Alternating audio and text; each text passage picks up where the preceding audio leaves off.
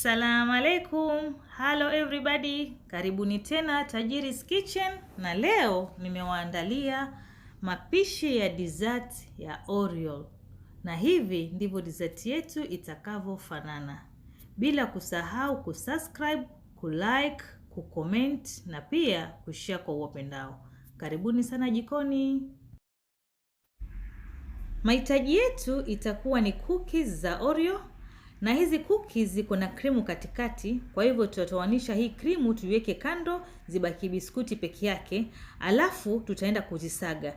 Utatumia mfuko kama hauna food processor kuzisagia, ama utumie mashini kusaga. Baada ya kusaga cookies zako, chukua siagi vijiko 3 vya mezani ama vijiko 4, uchanganye vizuri ndani ya cookies zako kama hivi, alafu ujaribu kuzigandamiza chini unazipigilia chini hivyo hadi zishike.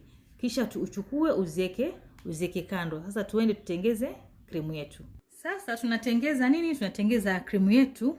Uwe na bakuli yako ambayo iko baridi tayari, na chuma zako ziwe baridi pia. Alafu na maziwa yako pia yawe baridi. Sasa tunaanza kusaga. Tutaweka maziwa kama hivyo. Alafu tutaanza kusaga na spidi ya chini kwanza. Baada ya dakika 2 tutaongeza spidi, tuweke spidi ya juu. Kwa hivyo tutasaga kwa muda kama wa dakika 5, itakuwa nzito vizuri kama hivi mnavyoiona. Alafu sasa hapo tutaweka ile krimu iliyotoka katika zile biskuti.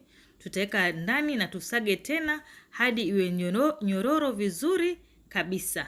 Alafu baada ya hapo sasa tutachukua condensed milk, tutaweka mkopo mmoja na tutaendelea kusaga, na tutaweka vanilla pia kijiko kimoja cha chai. Ikifikia hapa sasa tunaikoroga ili ipate kuchanganyikana vizuri. Baada ya kuchanganyikana vizuri sasa tutaitoa sasa na tuende kuitumia sasa wakati iko kama hivi. Okay? Sasa utachukua hiyo bakuli yako iliyo na hizo chenga za biskuti ama cookies, alafu utachukua hii krimu utaweka juu yake kama hivi.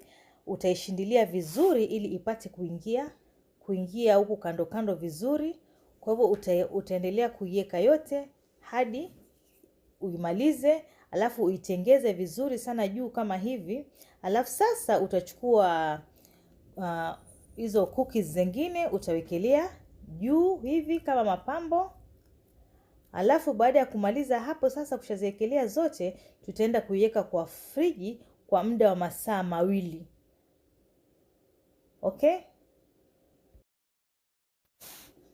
Okay, sasa ni baada ya masaa 2, imeshika baridi vizuri kama mnavyoiona. Kwa hivyo sasa tunaikata muone ndani vile iko. Yaani hapa ni utamu kwenda mbele. Natumai mtapendelea sana mapishi yangu ya siku ya leo. Kwa hivyo msikose kusubscribe, kulike, kucomment na pia kushare kwa wapendao. Na baada ya kusubscribe, bonyeza hiyo kengele itakayokuja baada ya neno subscribe ili usipitwe na video zangu zinazokuja kila wiki.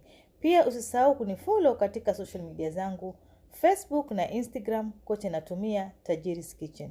Karibuni sana Tajiri's Kitchen kwa mapishi zaidi. Bye.